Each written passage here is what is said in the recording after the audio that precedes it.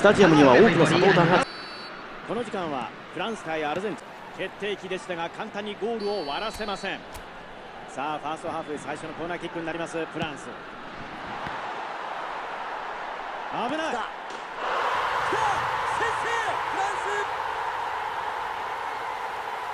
アルゼンチン相手に先制点をもぎ取ります。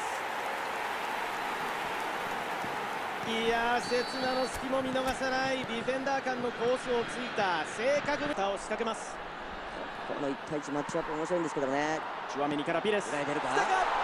さあエンバペフリーだ。ここはオフシュート。いや、追加点フラン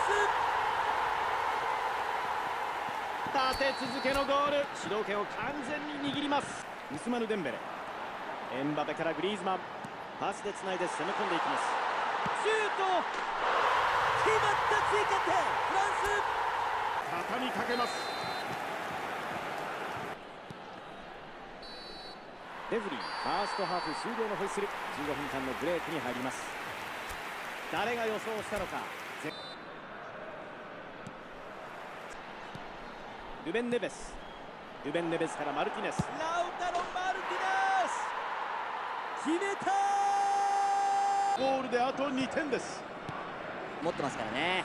常にリスクマネジメントを頭に入れといた方がいいですよね。スペースに出す。クロスを上げる。いやー、追加点フラン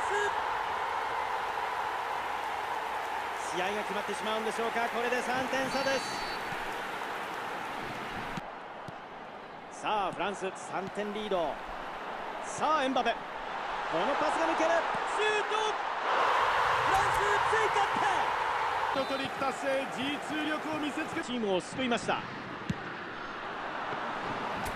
このパスはキーパーへ。さジュール・クンデ。残り5分を切っています。さあ右へ預けてスペースを狙う。